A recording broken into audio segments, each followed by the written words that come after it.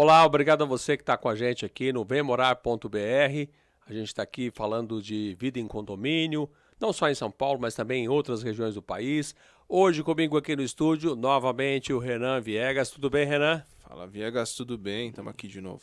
Bom, o legal é que a gente está no programa 11, tivemos aí vários entrevistados, vários convidados, né? Trazendo a Feedbacks sua muito bem experiência. positivos, né? Isso, né? E o legal é que aos poucos a gente vai conseguindo fazendo as pessoas compreenderem o nosso objetivo, que é falar da boa convivência em condomínio, analisar os problemas, mas falar de solução, falar de que é possível viver bem em condomínio. É isso que a gente busca. Com certeza.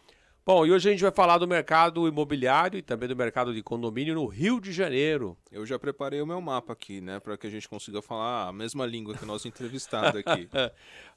Cadê o nosso convidado? O Albino Andrade, da GMP.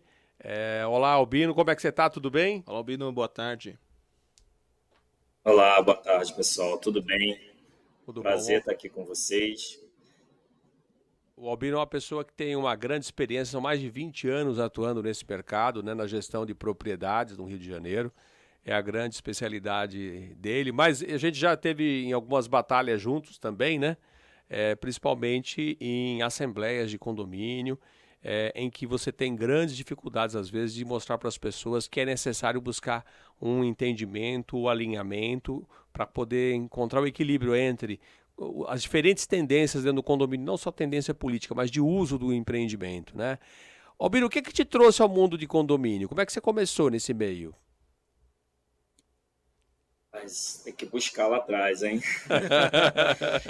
Mas, mas, na verdade, é uma história até interessante, né? Eu comecei pela área de tecnologia, né?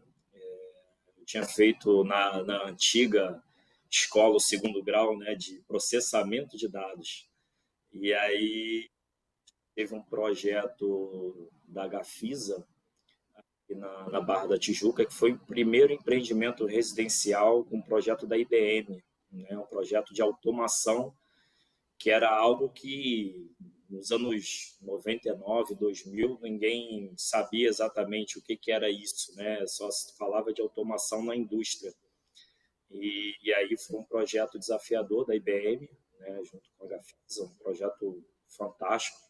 E eu entrei para trabalhar no condomínio fazendo parte dessa área de tecnologia e fui me desenvolvendo ali, né, dentro do setor, porque você acaba interagindo, né, com a operação do condomínio como um todo, né, porque a automação ela está muito envolvida, né, na vida condominial, na manutenção, na operação de controle de acesso, câmeras, a parte toda de, na época a gente falava em intranet, né? Não se tinha esse volume de aplicativos que a gente tem hoje, né, para facilitar a vida, mas a gente tinha na época uma intranet, então você fazia os agendamentos ali, enfim, era toda essa estrutura que era uma novidade no mercado muito grande, e eu entrei por essa porta. E aí a vida foi levando, né? Depois faculdade de direito, aí você vai permeando outros ambientes também na área condominial, do direito imobiliário, e fui seguindo aí por esse caminho gradativamente, né? Ocupando espaço na operação condominial, depois na parte administrativa e depois efetivamente na parte de gestão, já como um gestor, né, de empreendimentos clubes, né, que era o grande momento do Rio de Janeiro, né, os grandes complexos na beira da praia, aqui na Barra da Tijuca, né, empreendimentos com parque aquático, com inúmeras áreas de lazer, isso 2000, 2003, 2004, e aí eu comecei a implantar esse tipo de condomínio aqui no Rio. Então, minha escola inicial foram os empreendimentos residenciais e condomínios clubes.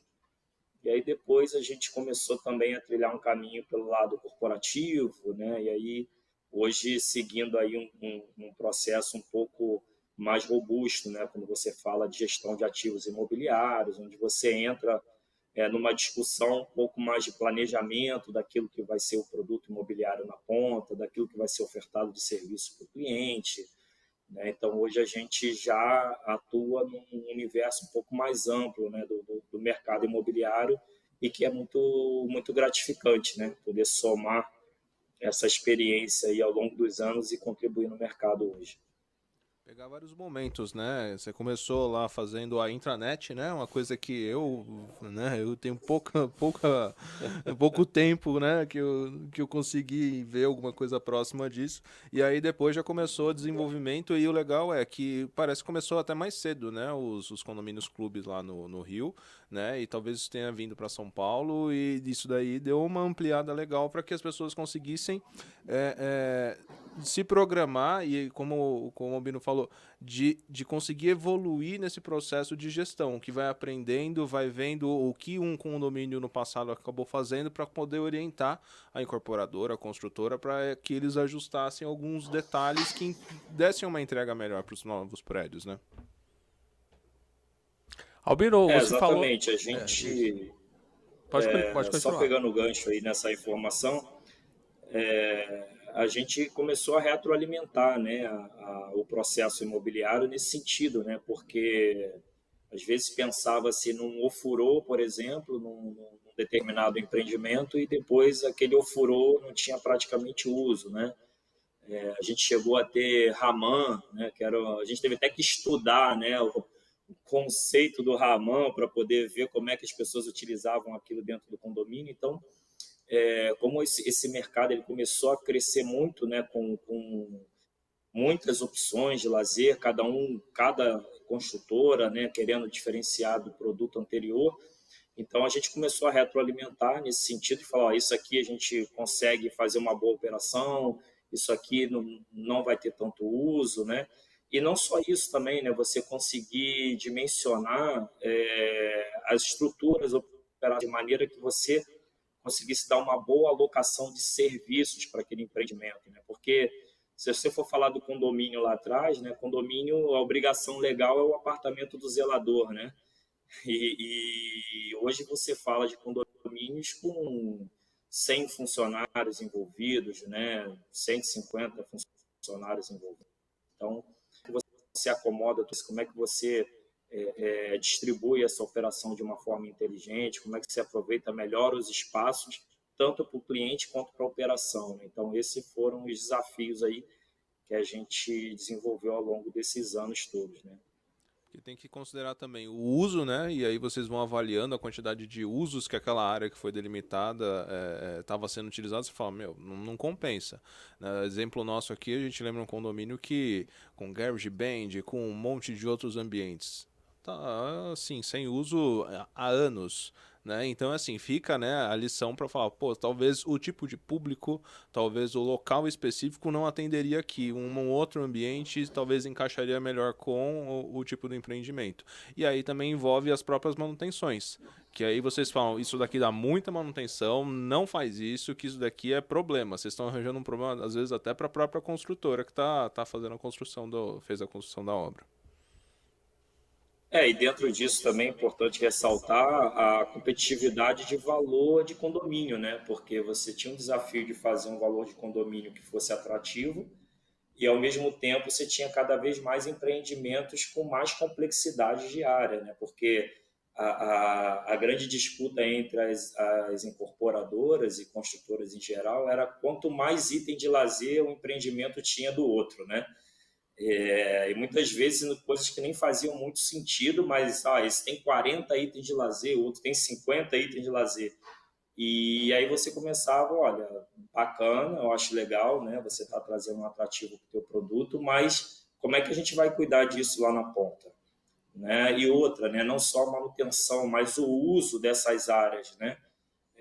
Existiam áreas que para você regrar o uso era complicadíssimo porque era um lazer que acaba virando um lazer muito individual num empreendimento que você tinha 600 unidades, 600 famílias, né? Então, a gente chegou a se deparar, por exemplo, com empreendimentos de garage band, né?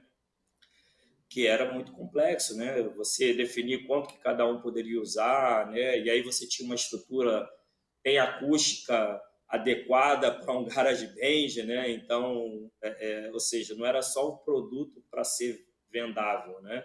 Você tinha que pensar de como aquele produto ia ser operacionalizado. Funcional, Então, né? A gente vivenciou isso muito forte aqui no Rio de Janeiro, porque eu acredito que o Rio de Janeiro, por ter áreas como a Barra da Tijuca, o Recreio dos Bandeirantes, que os terrenos eram fartos, né?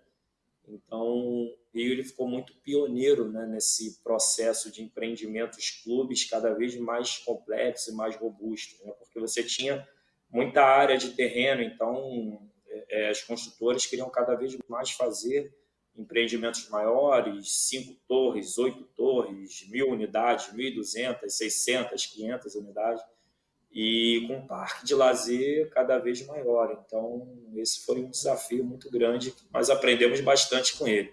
Legal.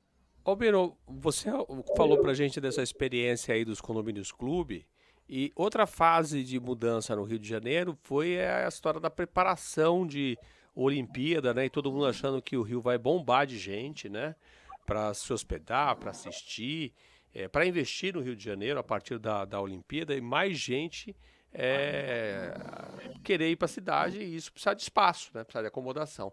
E teve muito lançamento imobiliário de hotel para terceirização, né? Você vende a unidade hoteleira para as pessoas, era um negócio imobiliário, não era só o empreendimento hoteleiro, de fazer também prédios multiuso com característica de residencial, comercial, lojas, restaurantes, né? Principalmente nessa região da Barra da Tijuca, para onde foi também a Olimpíada, né? Grande parte da Olimpíada. Como é que estão esses empreendimentos hoje? Nós falamos em 2016, né, quando foi a Olimpíada. Como é que estão hoje? Em geral, né?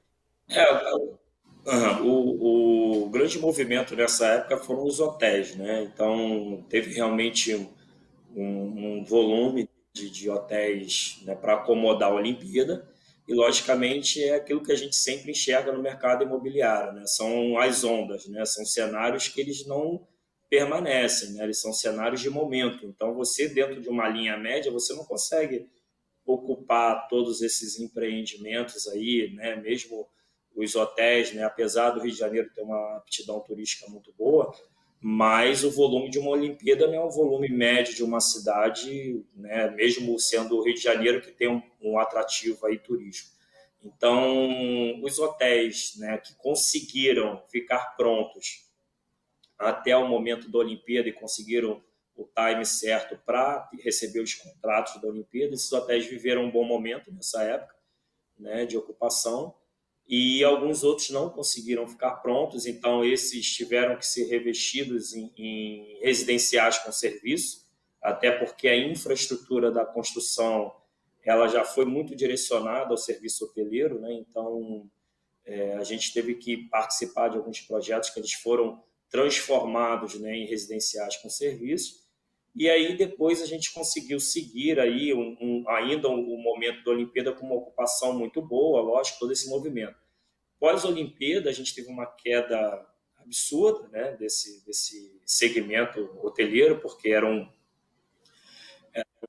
uma demanda, né, pequena para um volume de hotéis tão grande, né? Então esse mercado sofreu bastante, né, ao ponto de algumas bandeiras hoteleiras fecharem hotéis aqui no Rio, né, ou até fechar parte do hotel. Então, quando tinha dois segmentos dentro de uma mesma operação, ela fechava um segmento, ficava no outro. Então, nós passamos realmente um momento muito crítico desse mercado hoteleiro aqui no Rio. E logo em seguida, quando o mercado começou a ter um movimento de aquecimento, a gente teve a pandemia também, né? Então, pegou aí dois grandes momentos complexos de ocupação e de muita vacância, né? Então, no mercado hoteleiro, a gente teve esse cenário. Os empreendimentos comerciais, as lojas, né? Já de algum tempo, eles já apresentam uma vacância considerável, né? A gente teve um primeiro movimento no Rio de Janeiro de migração de muitas empresas do centro do Rio para a Barra. Depois a Barra saturou também, né, de muito empreendimento comercial, muitas lojas,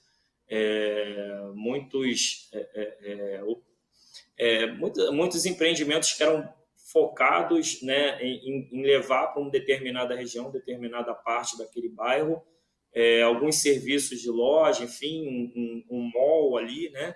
mas que não tinha, né, um estudo, né, efetivamente daquela região para comportar aquela quantidade de lojas.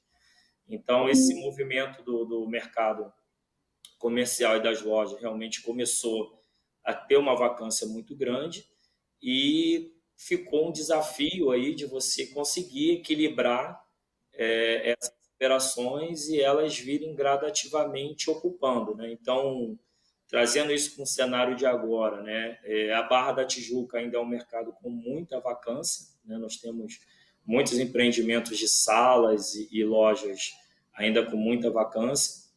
O centro do Rio, com a pandemia, foi praticamente a zero, né? Muitos prédios comerciais fechados, inclusive, né? Prédios com boa infraestrutura, né? Prédios com robustez corporativa, né? Que a gente conhece bem, mas fechados efetivamente porque não tem quem ocupe. Né? E agora a Prefeitura do Rio está fazendo um movimento interessante no centro, que é dar oportunidade de fazer o retrofit desses empreendimentos comerciais e trazê-los para um residencial. Né? Então, o centro do Rio está começando a caminhar com uma migração de empreendimentos comerciais para residencial. Isso tem sido bem aceito pelo público, né? As construtoras que estão investindo na região está tendo uma boa aceitação do mercado, porque o centro do Rio ele é charmoso, né? Ele está bem localizado, né? Também como o próprio nome diz, está bem central, então você consegue escoar para várias regiões e tudo mais. Então está tendo esse movimento. Agora a Barra da Tijuca realmente a gente tem um desafio de equilibrar, né, essa operação porque existe muita vacância, né? Por mais que agora após pandemia a gente está conseguindo ter um movimento, mas é muito pouco, né? Às vezes tem empreendimento que ocupa uma unidade a cada 2 meses, né? A cada 3 meses, e isso não é uma realidade que a gente estava acostumado a ver antes, né? Então, realmente, hoje existe um desafio de você equilibrar essa conta, né? Porque muitos fundos imobiliários adquiriram, né? E esse foi um movimento muito interessante que a gente pode falar sobre ele. Então, com a abertura de muitos fundos imobiliários, a gente teve uma injeção de capital nesse mercado muito grande. Os fundos adquiriram boas operações aqui, mas precisam ainda agora achar o ponto de equilíbrio do que foi investido e rentabilizar o fundo, né, dentro dessas ocupações, aí, dessas operações. Albino, essa questão que você está falando aí do uso desses espaços para retrofit é uma saída bacana, né? Para que a cidade dê um novo salto, né? O centro do Rio precisa realmente dessa injeção de ânimo, né? Agora, em relação a essa passagem aí dos comerciais, se pegar o exemplo da Ayrton Senna, que é uma avenida tradicional aí forte aí na região da Barra da Tijuca, eu me recordo que tinha entre um intervalo de 1,5 km, 2 km, um centro comercial com lojas, com comércio, com semelhantes. Isso aí não era um processo meio saturado? Se imaginava lá atrás que isso poderia saturar? Tanta atividade muito Sem parecida a dúvida, uma sem distância tão dúvida. pequena? Sem dúvida. Houve um movimento muito grande aqui do mall, né? Que são as lojas ali para poder atender determinadas regiões, mas você colocou muito bem, foram muitos empreendimentos similares dentro de um espaço muito pequeno. E tem um outro agravante nesse cenário, que são os shopping centers, né? Então, esse mercado veio muito forte para a Barra e para o Recreio, e em paralelo também tivemos os shoppings. E existe aqui uma cultura, né, das pessoas procurarem resolver tudo no shopping, né? Porque hoje você vai para o shopping, você almoça, você coloca seu filho num parquinho, você vai ao cinema, você compra alguma coisa que a sua esposa precisa, você tem ali alguma área do shopping que é voltada a Banco. serviço, né?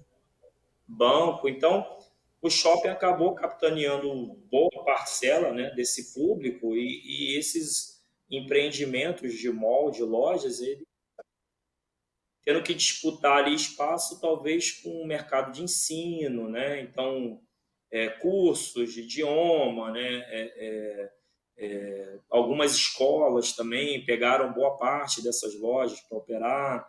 Existe também um mercado de saúde, laboratórios, né, que também param alguns, né, desses empreendimentos, mas isso foi muito pontual, né? A gente tem alguns empreendimentos aqui que são mais tradicionais, já estão com uma ocupação de algum tempo, eles estão conseguindo suportar um pouco mais esse movimento. Agora, os empreendimentos mais novos, ainda há um desafio, né, para você movimentar essa ocupação. Então, na verdade, a gente está até conseguindo virar alguns empreendimentos aqui, trazendo serviços na área de saúde, por exemplo, para essas lojas e transformando essas lojas em clínicas, né, em laboratórios, em algumas atividades que estão crescendo aqui no Rio, né, a área de saúde principalmente. Saúde e educação tem dado uma contribuição para ocupar um pouquinho mais esses empreendimentos. Mas ainda é um desafio, existem ainda muitas lojas vazias, né? Você pode pegar empreendimentos aqui que você vê 30% de ocupação, às vezes 40%, né, em lojas, você tem um pouquinho mais em salas, né, talvez 50%, mas ainda existe um desafio muito grande, principalmente para quem foi investidor, né? O investidor ele está tendo que suportar um pouquinho para encaixar esse momento de equilíbrio. Difícil isso, né? Porque na verdade a impressão que eu tenho, né, que quando você. A diferença do comercial, um prédio comercial pro mall, o mall ele tá totalmente aberto, né? Então as pessoas veem movimento, elas querem ir ver o que tem nesse movimento. Então se eu tenho 30%, 40% ocupado, e às vezes a própria distribuição do mall, ele já é até um pouco diferente, essas lojas ficam mais pro fundo, não ficam tão na frente, né, da entrada, você perde totalmente o interesse. Você fala, você vai muito especificamente se você tiver uma coisa que você precisa fazer lá. E aí, talvez você descubra um outro serviço que você precisa, mas torna muito menos movimentado, né, numa situação como essa. Uma coisa também interessante, Renan, do jeito do que você está falando, é assim, existe também uma concorrência muito complicada do mall superar, que, por exemplo, você vai para um shopping center, o shopping ele tem um dono, né? E, lógico, né, você tem ali um fundo, né, enfim, mas você tem uma direção ali, um direcionamento de quem é o proprietário ali, né, ou os sócios daquele empreendimento. E aí você consegue chamar uma loja, né, ou um serviço que seja âncora para o seu shopping e dar uma condição diferenciada para ele vir para o seu shopping e você atrair público. E aí depois você vai conseguindo Ah, sim. virar, né? Eu acho que isso é o que a gente, né, acompanha de shopping center aí há muitos anos. Agora, quando você vai para um mall, o que acaba acontecendo? A grande maioria dessas lojas foram vendidas. E aí o investidor ali que foi lá e comprou uma, duas, até um pouco mais unidades, ele quer alugar dele, né? Ele não faz parte de um movimento onde você trabalha um mix, né? Você tenta trazer uma operação a um custo menor para poder você buscar outras operações e aí sim você trazer, firmar um ponto comercial ali naquele teu empreendimento. Quando você consegue isso, você consegue sair na frente, né, dos outros, né? Então a gente vê muito isso aqui em alguns complexos de salas e lojas, quando você tem um proprietário único ou você tem um proprietário majoritário que ele consegue desenvolver uma operação nesse sentido, né? Ele traz um operador com uma condição favorável e aquele operador traz público e, consequentemente, esse público vai demandando serviços, né? Então, isso também é um movimento que o shopping faz com maestria e aí acaba sendo uma concorrência também pesada para esses empreendimentos de mall e, enfim, e de salas comerciais, né? Porque também a sala é o seguinte, eu vou para aquele empreendimento, onde meu funcionário vai almoçar, onde eu vou almoçar, né? Onde vai ter o salão de beleza, e aí não tem essa atratividade, você acaba também não trazendo público para a sala, né? Então, assim, você precisa romper essa barreira e trazer um atrativo para poder uma coisa virar primeiro e depois a outra.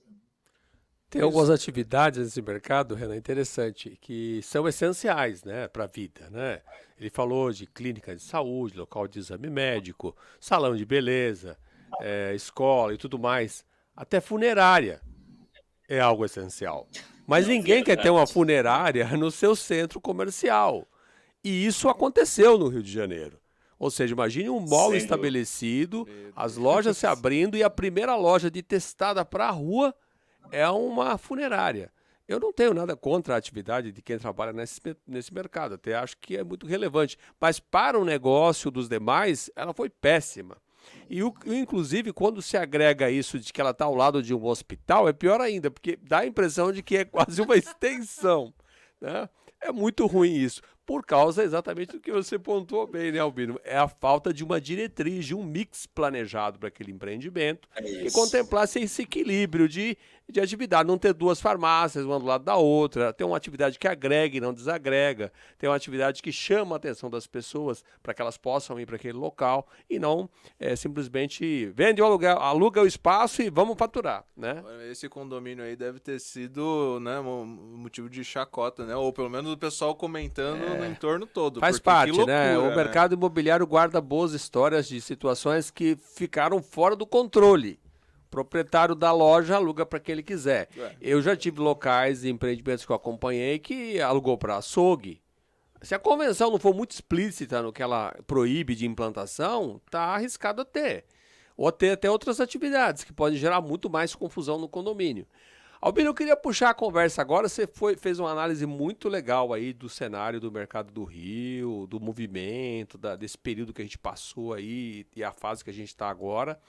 Agora eu queria falar com o Albino, um camarada que trata direto com o público, com esses condôminos, com os conselhos, com os empresários que, quando é a área corporativa e você tem aí um monousuário e você negocia com ele as estratégias do empreendimento, como é que está sendo lidar com esse mercado hoje, quando você tem uma alta vacância, quando você tem eventualmente inadimplência, como é que faz para gerenciar esses empreendimentos e também gerenciar essa relação com as pessoas?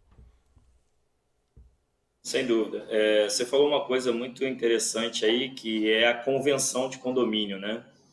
Então, quando você consegue participar de um projeto na partida dele, você consegue contribuir muito para que o desenho operacional dele seja o mais próximo possível, né, da excelência, né? Vamos dizer, nós vamos ser o mais assertivo possível nesse desenho operacional. E aí, quando você vai, por exemplo, para uma convenção de condomínio, você precisa definir muito bem a regra do jogo, né? Esse é o maior desafio desse perfil de empreendimento, porque quando quem geralmente, ou alguém que se predispôs a fazer essa convenção lá e não tem esse entendimento, né, esse discernimento, ou essa expertise de alguma forma, ele faz uma convenção pro forma, né? Ele pega geralmente o que a gente está acostumado no mercado imobiliário, né? Uma convenção que foi de outro empreendimento, que vai lá, faz um ajuste, volta e tal, e você solta ela lá para registro e a vida segue. Depois disso, E aí ninguém depois mais para você volta, fazer né? qualquer tipo de alteração é complicadíssimo.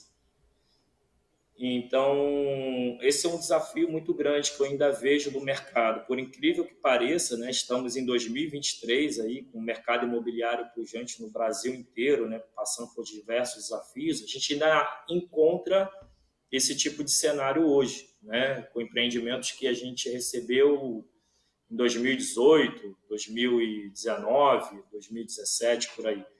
E aí, quando você não define muito bem a regra, e você não dá autonomia a determinados cenários, né, você encontra muita dificuldade de compatibilizar, né? Você deu um exemplo muito bom aí da funerária, né?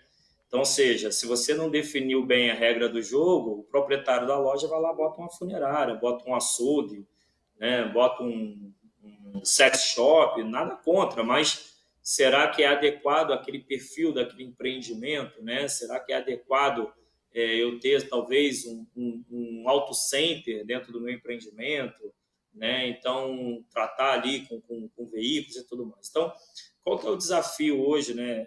Entrando um pouco na linha da pergunta que você fez, o desafio hoje é você traduzir para as pessoas que ocupam esses empreendimentos aquilo que não pode e aquilo que pode, né? Por quê? Porque você vem de uma convenção que ela não deixa muito claro, você vai para um regulamento interno, aí você tenta ajustar um pouquinho ali, mediar um pouquinho, mas você também não pode fugir muito daquilo que a convenção determinou. E aí, quando você vai para a prática, você tem demandas distintas, né? Ou seja, você tem um mercado imobiliário que precisa de facilidade para ocupar salas e lojas, por exemplo, e você realmente precisa trazer atrativos, porque senão você não consegue ocupar, não consegue dar vazão a essas unidades. E você tem, de um outro lado, um empreendimento residencial ou um hotel, enfim, um apart-hotel, como seja, com outras demandas totalmente diversas daquele complexo ali, né, daquela torre exatamente ao lado, né, dentro do complexo que as duas estão. Então, o nosso desafio hoje, né, desses empreendimentos é achar um caminho para que as pessoas compreendam os negócios distintamente, ou seja, o proprietário da loja ele tem uma demanda específica, né? Talvez você precise alocar equipamentos para você trazer um grande operador. Isso não foi pensado lá no projeto do prédio original, né? Então, por exemplo, a área de saúde hoje, você tem uma diversidade, né, de condições, né? Ou seja, gerador, você não pode parar a operação, você tem áreas de laboratório, você tem áreas de farmácia, você tem que ajustar equipamento de ar-condicionado, e o projeto original ele não previa isso, né? Porque não era o que se esperava lá atrás, ela esperava Às vezes ocupar até todas afeta as a fachada lojinhas, também, né? Aí você fala, como é que fachada depois que tá daí vai. Exaustão, né? pronto, depois que tá pronto, aí você pega uma situação dessa que você fala, e aí, como é que eu vou fazer para implantar? Fechei negócio com a empresa vai entrar. Ela me põe exigência para ter um espaço para gerador, falo, mas eu não tenho espaço para gerador. Ela pede para que tenha um espaço para fazer uma cozinha industrial com exaustão externa que tem que ficar para a parte de fora do empreendimento. Aí você fala, e aí, o que eu faço agora? E um gancho legal que você estava falando, que são dois pontos que eu acho que são importantes. O primeiro é a convenção, né? Que a convenção ela está acima de tudo dentro do condomínio. Então, assim, não adianta às vezes você ter o regulamento interno, né? E tentar ajustar ele depois, porque a única coisa que você consegue fazer depois que implanta o prédio é ajustar uma coisa ou outra no regulamento. Mas a convenção é uma coisa que é dificílimo você conseguir ajustar. Então, se você tem uma convenção que lá atrás, que é uma coisa que o Viegas e eu conversamos bastante, lá atrás a gente consegue ajustar, sentar com construtora, com incorporadora antes de fazer o lançamento e falar qual que é o viés. O viés é o produto que vocês querem lançar, com quanto que provavelmente nessas áreas que vocês estão contemplando vai ter de operação e manutenção, porque vai impactar diretamente no custo dessa pessoa, né, que vai estar comprando espaço e como investidor ele vai estar pagando o condomínio todo mês. Então ele se preocupa com isso. Tem que ser um custo-benefício muito bom, as duas partes ganhando. E o outro é corretor. Né? Corretor de imóveis, que é a gente sempre brinca, né? Ele consegue vender até a mãe. Então, assim, se você põe um negócio desse numa loja, dentro de um mall, vai colocar funerária, ele libera colocar as coisas. E às vezes passa por cima de convenção e a hora que o negócio está fechado que você descobre que o negócio não pode ser feito. Então, é aquilo, a gente sempre orienta todo mundo, eu acho que vocês também, que olha a convenção, olha o regulamento, aí você compra. Porque aí você sabe que tá tudo certo, você pode comprar e não tem problema. Porque antes disso, né, você fica num campo meio nebuloso de que posso fazer ou não posso fazer. E conversar com o condomínio é sempre a melhor saída nesse ponto, né? A gente tem, falando um pouco também, né, do lado positivo das coisas, né, porque a gente sabe qual é o modelo ideal, é justamente isso que você falou, né, Renan? A gente participar na largada do desenho, né, do que se pretende com aquele empreendimento e tentar contribuir de forma mais assertiva possível. Lógico que ninguém tem uma visão tão clara de 5 anos depois, 4 anos depois, mas pelo menos de você tentar deixar de uma maneira que você consiga ajustar na frente, né? Não deixar muito amarrado determinadas situações, porque aí depois você não consegue ajustar e aí realmente é o lado mais complicado. O lado bom é que você precisa desenvolver muito a tua capacidade relacional, né? Porque justamente onde você tem uma interlocução com cada uma dessas partes, né? E você consegue explicar, né? A gente usa até um termo muito interessante que é capacitar o cliente, né? Porque como você falou, a pessoa veio morar, ou então ela comprou uma sala, ou comprou uma loja, com um mínimo de conhecimento sobre o que exatamente ela comprou, qual foi o formato daquele empreendimento que ela comprou, né? O que exatamente faz parte daquele complexo, né? Daquele empreendimento imobiliário. E aí é onde a gente precisa realmente ter, né, uma aptidão relacional muito boa para você trazer a esses clientes, né, de forma distinta, o que cada um tem de demanda da sua parte e achar um equilíbrio, né? E aí, onde, lógico, você vai ter tudo desenhado dentro de uma convenção, não, mas aí onde você tem as aberturas para fazer uma assembleia, né, trazer ali um projeto, olha, a gente precisa trazer esse tipo de cenário aqui para o empreendimento, senão eu não ocupo. E aí, se eu não ocupo, a pessoa que está pagando lá o condomínio, ele começa a ficar inadimplente, ele pede para eu cortar custo. E aí isso vai afetar vocês, porque vocês fazem parte de uma área comum onde todo mundo contribui. Né? Então não adianta falar, não, eu vou fechar meu muro aqui do residencial, vou fechar minha porta aqui, vou cuidar sozinho, então vou fechar minha porta aqui do office ou do mall e vou cuidar sozinho. Não vai funcionar. Por quê? Porque o desenho ele é conjunto. Então, onde entra, né, o lado positivo dessa história toda é você justamente trazer essas partes, né, para uma harmonia, né? Não é fácil, naturalmente não é, mas trazer uma harmonia de entendimentos, né? Por exemplo, a gente já teve que colocar adesivos, né, na guarda-corpo de fachada para poder dar um pouco mais de privacidade a um apartamento que ficava na frente de uma outra unidade comercial, né? A gente já teve que desenhar uma operação, por exemplo, para acomodar gerador, já tivemos que desenhar uma operação para poder acomodar sistema de ar-condicionado um pouco mais dedicado, né? Por exemplo, uma área de saúde. Então, aí você realmente tem que conversar bem entre as partes e mostrar, né, um pouquinho o que cada lado tem de CD, o que cada lado tem de benefício para poder encontrar esse caminho do meio aí que a gente realmente tem buscado, né, na maioria desses empreendimentos. Né? Agora, tudo isso que você está falando, Albino, é uma preocupação para a gente aqui em São Paulo. Porque nos últimos anos o mercado imobiliário de São Paulo teve aí um crescimento muito grande em alguns corredores que tiveram incentivo de legislação para a construção de edifícios com o que eles chamam de fachada ativa, né, que é o espaço para a implantação de um pequeno mall, às vezes um mall um pouco mais complexo. E de repente a gente está vendo sair todo dia um prédio desse e o mall não funciona, porque ele não foi projetado com a condição de mall. Em alguns casos ele ainda não foi nem vendido individualmente, está tudo na mão da incorporadora, e o gerenciamento disso é uma incógnita. As pessoas ficam pensando, o que vai ter debaixo do meu prédio? Porque não vai funcionar, e ele fechado, como bem lembrou o Renan, ele é uma dúvida para todo mundo, né? Então o que você está falando é um alerta para a gente. O Renan lembrou bem aqui, em São Paulo a gente tem a entrega de 2 empreendimentos novos por dia, para chegar a uma meta aí, que é um número já público, de 1.700 empreendimentos até 2025, que é o que foi lançado. O volume de lançamentos diminuiu um pouco esse ano, mas logo retoma, aproveitando uma série de coisas novas que estão surgindo. Até aproveitando os estudos, né? Falando se realmente o caminho que está sendo feito é o correto, se vai mudar a metragem, vai mudar algum tipo de utilização, né? Sim. Então, o que você está fazendo aí é um alerta importante para a gente entender.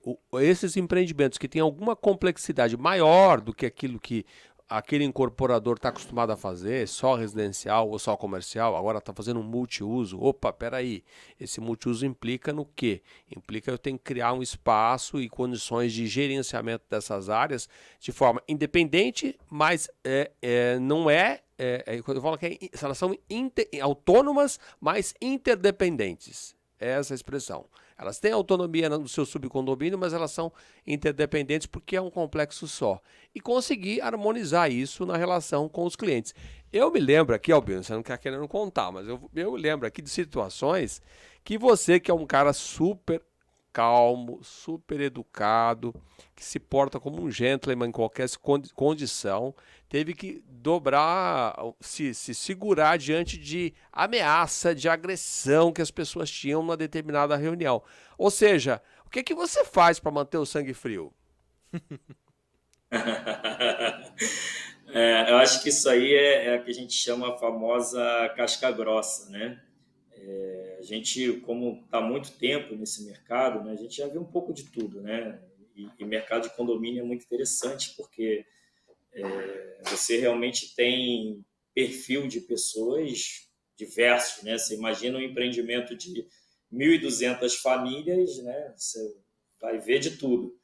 Então, acho que o tempo, né, que a gente tem, né, nesse mercado, né, e tantas vezes que a gente se depara com situações de conflito, né, é o que a gente vai aprendendo a lidar, né? Lógico que mais jovem, né, lá atrás, né, você já tinha o sangue um pouco mais quente, né, num determinado momento, mas conforme o tempo vai passando, você vai ganhando experiência que, assim, na verdade, o problema não é com você, né, é a situação, né? Eu acho que o que a gente pode deixar para a turma que está nesse mercado, né, a gente está vendo agora muitos síndicos profissionais, né, que estão, principalmente no mercado de São Paulo, tem crescido bastante. O que a gente pode dar de dica para a turma é que você ali não é o seu CPF, né? Você é um CNPJ, né? E muitas das vezes a pessoa está ali querendo agredir a situação, não você pessoalmente, né? Então, quando você parte desse princípio, você se desprende, né? Porque assim, o estresse ou o nervosismo que aquela pessoa está passando para você com aquela situação que ela está vivendo, de alguma forma, né? Lógico, você tem que ter aquele momento de sangue frio na hora, para deixar a coisa passar, porque não vai ser ali que você vai resolver. E lá na frente você tem que resgatar qual que é a situação, por que chegou naquele problema e tentar, de alguma maneira, remediar. Nem sempre a gente consegue, porque às vezes é uma situação que está muito fora do que a gente pode contribuir, mas é voltar na origem e tentar remediar. Mas eu sempre costumo passar para a turma aqui que trabalha com a gente, né, e nos nossos treinamentos, é justamente isso, né? Que a gente está ali representando uma instituição, né? Você não é o pai, não é o filho, não é o irmão, não é a pessoa na rua, né? Enfim, na tua vida pessoal. Você está ali fazendo um papel institucional. Então, a partir dessa premissa, eu acho que eu fui conseguindo aí suportar muitos desafios, né? E falando um pouquinho aí, emendando, né, do que você estava comentando em relação ao mercado de São Paulo, eu acho que entendo, né, e acredito que as construtoras realmente precisam olhar para tudo isso que está acontecendo, né, não só aqui no Rio, mas no mercado imobiliário de uma forma total, geral, para que tirem realmente algum proveito, né, disso tudo que a gente vem comentando aqui, e que você realmente possa fazer os projetos, né, e definir convenção, e definir o modus operandi daquele empreendimento, olhando para aquilo que já aconteceu em outros lugares, né? Porque aí realmente você vai tirar a experiência e dessa experiência você vai conseguir ser mais assertivo e não simplesmente ficar replicando aquilo que está sendo feito no momento, né? O que eu vejo é que acabam se replicando o agora, né? E a gente precisa, né, olhar para o que a gente passou e o que a gente aprendeu com o passado para a gente poder desenhar melhor aquilo que a gente quer para frente. Então, eu acho que é uma dica aí que eu vejo que as incorporadoras, de um modo geral, elas precisam fazer essa analogia, né? Tomar cuidado com os reflexos, né? Porque a gente só vai construindo, fazendo o mesmo modelo porque é rentável, né? O modelo que foi escolhido, mas qual que é o reflexo? Infraestrutura urbana, né? Ruas, fluxo de pessoas, tipo de utilização, segurança, né? Tudo isso vai impactar em algum momento. Em 2025 a gente vai ver os reflexos, mas se tiver alguém estudando isso para já tentar fazer algum ajuste ou pensar num meio de remediar isso, né?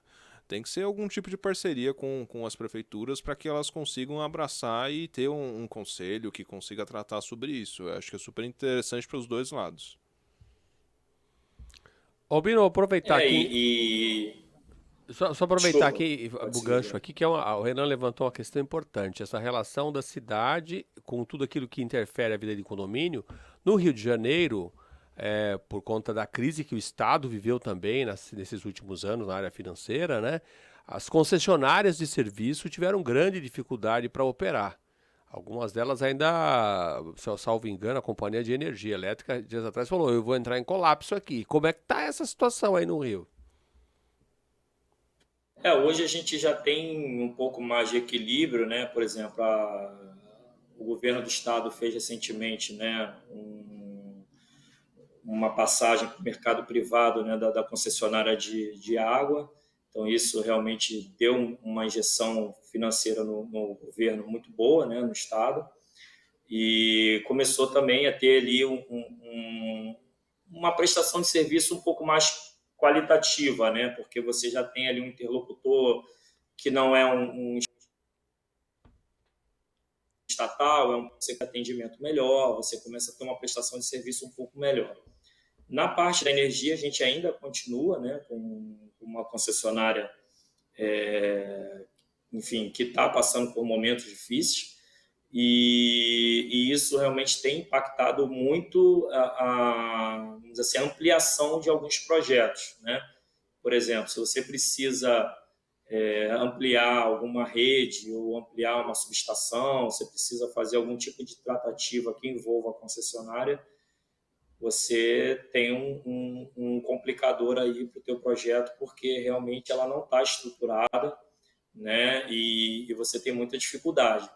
O que a gente vê hoje é assim, o mercado livre crescendo muito, né? E isso eu acho que é um caminho que vai ajudar, acho que inclusive a própria concessionária, porque acredito que ela não está estruturada para atender a toda essa demanda. A gente sabe que no Rio de Janeiro existe um problema das comunidades, né, que não contribui, né, com esse consumo de energia, e isso acaba refletindo no mercado de uma forma geral, né, e um acaba pagando pelo outro, não tem como fugir, né, mas eu vejo que o Mercado Livre tem se tornado uma realidade, principalmente para nós, nos empreendimentos, e isso tem mudado muito, né, a forma da gente olhar aí essa área de energia, né? Isso tem trago para nós uma segurança maior no fornecimento, né, na forma de lidar com tarifas, né? Então isso tem nos ajudado bastante também.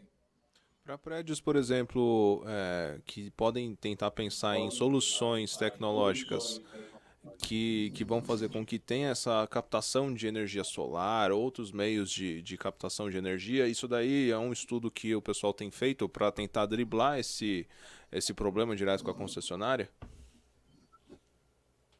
O mercado de energia solar ele veio muito forte num dado momento, mas ele acabou não conseguindo suprir a demanda, né, desses grandes consumidores, né? Porque quais são as dificuldades, né? A tecnologia a gente sabe que ela está avançando, né? As placas solares estão vindo cada vez mais eficientes em termos de produção de energia, mas a dificuldade é espaço, né? Muito se fala em telhado de prédio, mas os telhados hoje, em boa parte, são ocupados por área técnica, então você não tem essa possibilidade de cobrir todo o telhado. E aí, se você vai cobrir, você tem que fazer uma engenharia, aí você já tem questão de estrutural, enfim, já envolve em outros cenários que não facilitam esse tipo de instalação. Então, se você vai usar parte do teu telhado ou algumas áreas do teu prédio para botar a placa, você vai fazer um investimento ou alguma empresa faz um investimento e tem um percentual durante um período, mas você pega uma fatia muito pequena do teu consumo. E recentemente o Mercado Livre abriu aí para consumidores menores. Isso para a gente tem sido muito bom. A gente tem feito esse movimento aqui no Rio e em Salvador também, né, em algumas operações nossas lá de Salvador. E a gente tem fugido um pouco desse caminho da placa solar. A placa solar, eu acho que hoje ela está sendo um atrativo ainda bom para pequenos consumidores, né? A gente aqui no Rio não entrou muito no formato das fazendas de energia, né?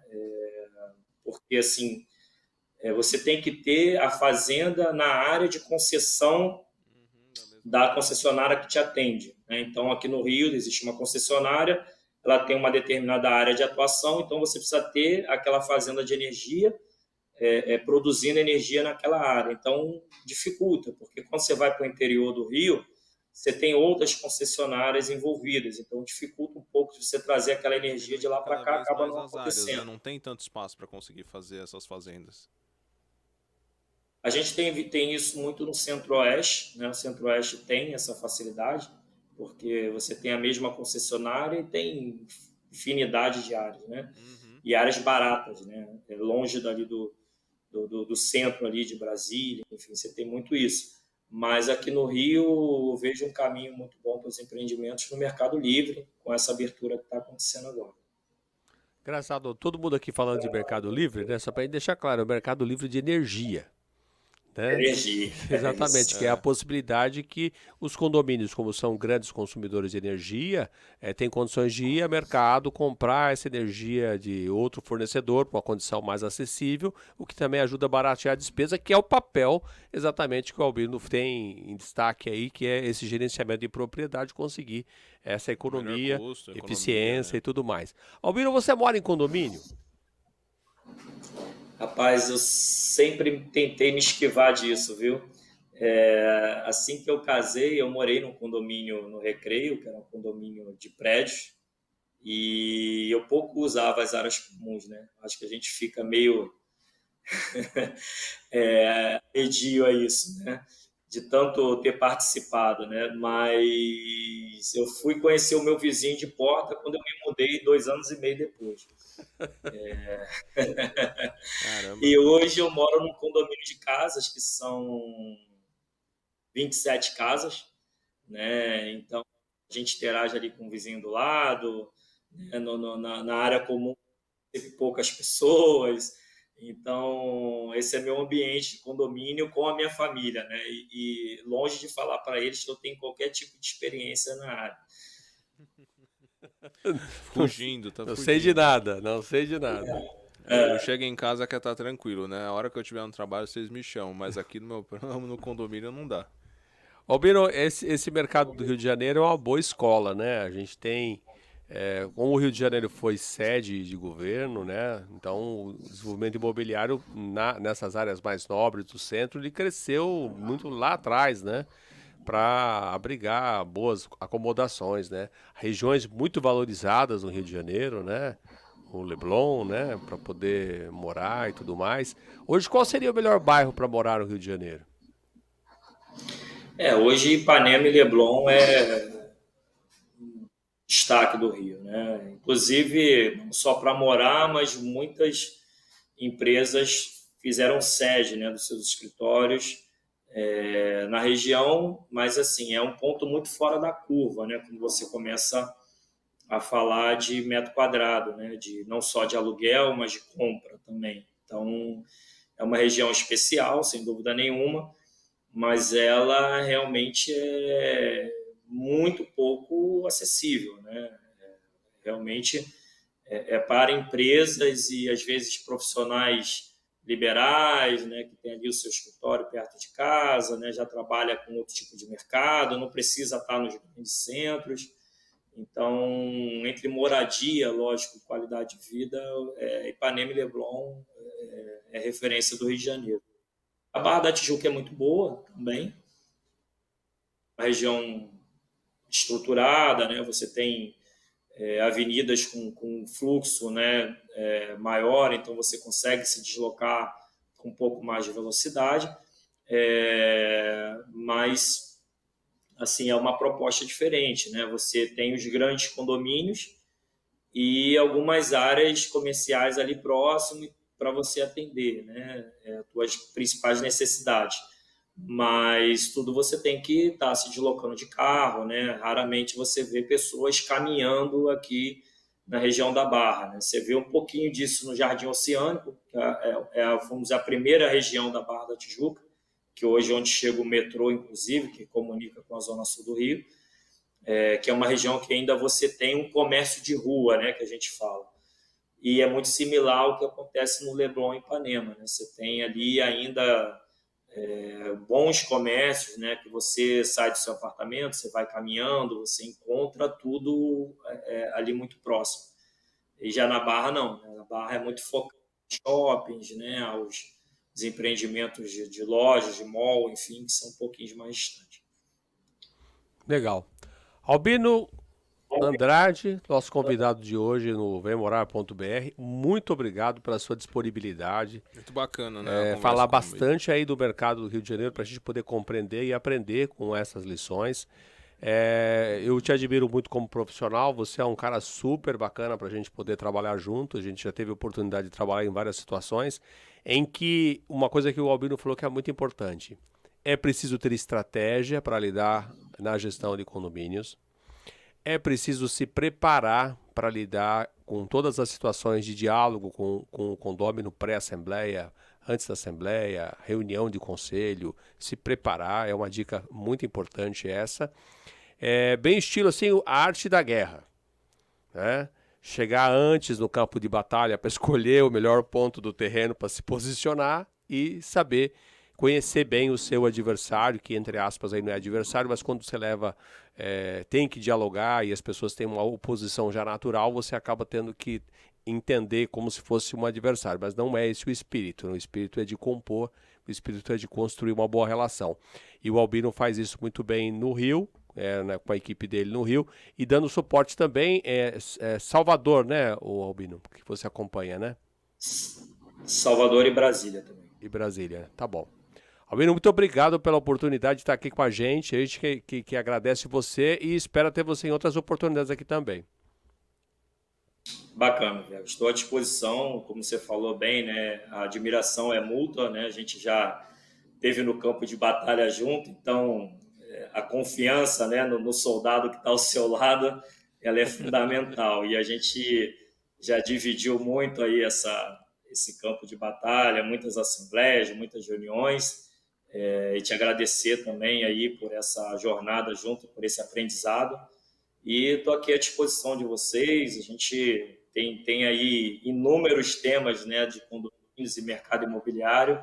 E quando possível, a gente voltar a falar aí e contribuir com vocês. Legal, o Albino é da GMP Gestão de Propriedades. Muito obrigado, Albino. Um grande abraço para você. Obrigado, abração. Quer terminar aí, Renan? Obrigado. Não, hoje tá tranquilo. O Albino falou bastante coisa bacana, né?